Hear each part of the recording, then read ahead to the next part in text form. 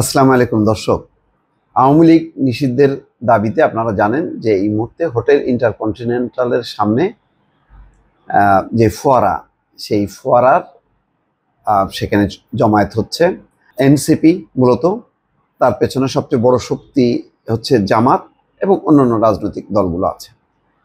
এখন এই অবস্থায় একটা কঠিন রাজনৈতিক সিদ্ধান্ত, সেই সিদ্ধান্তটা কে নেবে? সরকার নেবে, বিএনপি নেবে, নাকি আন্দোলনকারীরা নেবে? যেহেতু অন্তর্বর্তী সরকার এখন ক্ষমতায়, ডক্টর মোহাম্মদ ইউনূসের নেতৃত্বে অন্তর্বর্তী সরকার, ফলে এখন যে কোনো সিদ্ধান্ত সেটা তাকেই নিতে হবে। আরেকটি হতে পারত যে অন্তর্বর্তী সরকার কৌশলে এটা সব রাজনৈতিক দলের উপর ছেড়ে দিতে পারত, কিন্তু এই যাবৎ সরকার তার মতন করে চলেছে। তারা কোনো জাতীয় ইস্যুতে সর্বদলীয় বৈঠক প্রথম একটা দুইটা হয়েছে, তারপরে কিন্তু আর হয়নি।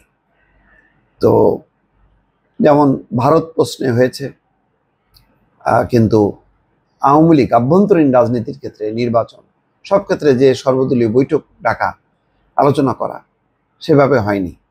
ডক্টর মোহাম্মদ ইউনূস বলছেন যে তিনি ছাত্রদের দ্বারা ক্ষমতা এসছেন। তিনি ঠিক সব দল তার পেছনে আছে তেমনটা তিনি বলেন না, কিন্তু বাস্তবতা হলো এই সব দলের সমর্থনেই তারা আছে। ডক্টর আব্দুল মঈন খান কিছুক্ষণ আগে গণমাধ্যমকে বলেছেন যে আওয়ামী লীগ নিষিদ্ধের বিষয়ে জনগণ সিদ্ধান্ত নেবে, তবে সরকার ও নির্বাচন কমিশন চাইলে দলটিকে নিষিদ্ধ করতে পারে। দেখেন, খুব টেকনিক্যাল কথা।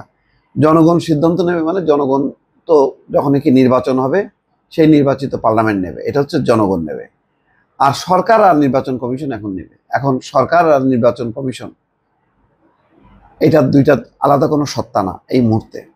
বাস্তবতা হলো তাই। গুলশানের যুক্তরাষ্ট্রের দ্য কার্টার সেন্টার এক প্রতিনিধি দলের সঙ্গে বৈঠক শেষে এই কথা বলেন। তিনি বলছেন যে আওয়ামী লীগ নিষিদ্ধ হবে কিনা সেই সিদ্ধান্ত নেওয়ার মালিক বিএনপি না, সিদ্ধান্ত নেবে দেশের মানুষ, নির্বাচন কমিশন। সরকার ও নির্বাচন কমিশন চাইলে আওয়ামী লীগকে নিষিদ্ধ করতে পারে বলেও তিনি জানান। তাহলে কি দাঁড়াচ্ছে? এখন আসলে মূল কঠিন একটি সিদ্ধান্ত ডক্টর মোহাম্মদ ইউনূসের ঘাড়ে। তিনি কি করবেন? যদি আওয়ামী লীগকে নিষিদ্ধ করে কোনো প্রশাসনিক আদেশে, তাহলে তার সবচেয়ে যেই তিনি নির্ভর করেন যে পশ্চিমা দেশগুলোর উপর, তাদের রিয়াকশনটা কি হবে? তারা কি সমর্থন দেবে? যদি সমর্থন না দেয় আর যদি সিদ্ধান্ত নেয় আওয়ামী লীগ নিষিদ্ধ, তাহলে পশ্চিমাদের সমর্থন হারাবে।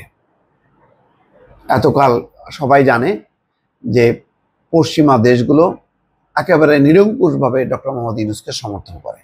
ডক্টর ইউনূস একটা আন্তর্জাতিক রীতিনীতি অনুসরণ করে রাষ্ট্র পরিচালনার ক্ষেত্রে, অর্থাৎ সব দলমতের ঊর্ধ্বে এবং গণতান্ত্রিক শাসন, মানবাধিকার, এই সমস্ত বিষয়গুলো পশ্চিমা দেশরা ধারণ করে, আর সেই দেশরাই সমর্থন করছে ডক্টর মোহাম্মদ ইউনূস।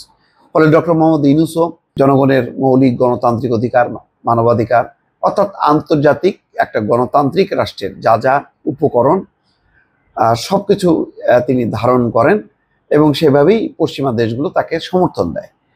এখন আওয়ামী লীগ নিষিদ্ধের ব্যাপার দুটি ব্যাপার। একটা হচ্ছে যে ছাত্রদের যে দাবি, সেই দাবি তিনি যদি মেনে নেন, তাহলে দাঁড়াবে আরেকদিকে একটা সংঘাত দাঁড়াবে। যেমন জাতিসংঘ তার রিপোর্টে বলেছে যে আওয়ামী লীগের যারা অপরাধী তাদের বিচার হোক, কিন্তু দলকে নিষিদ্ধ করা না।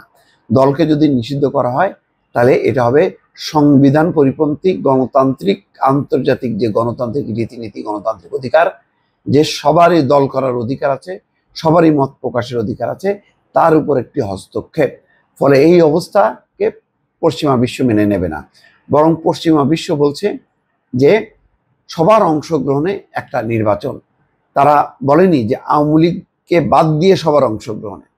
ফলে একটা বিরাট একটা সংকট পড়বে যে এই পশ্চিমা গণতান্ত্রিক বিশ্ব থেকে আলাদা হয়ে ডক্টর মোহাম্মদ ইউনূস এই সিদ্ধান্ত নিতে পারবেন কিনা, যেটা তিনি কিছুদিন আগে বলেছিলেন যে আওয়ামী লীগ নিষিদ্ধের কোনো সিদ্ধান্ত সরকার নেয়নি। এখন যদি নেয়, এবং যেহেতু বিএনপি টেকনিক্যালি সরে আছে, তাহলে পুরো দায়টা পড়বে হচ্ছে ডক্টর মোহাম্মদ ইউনূসের উপর। ডক্টর মোহাম্মদ ইউনূস কি সেই দায় নিতে পারবেন? সেই প্রশ্নের জবাব দর্শক আমরা হয়তো কিছু সময়ের মধ্যে বা অল্প সময়ের মধ্যেই আমরা জানতে পারবো। ভালো থাকবেন। আল্লাহ হাফেজ।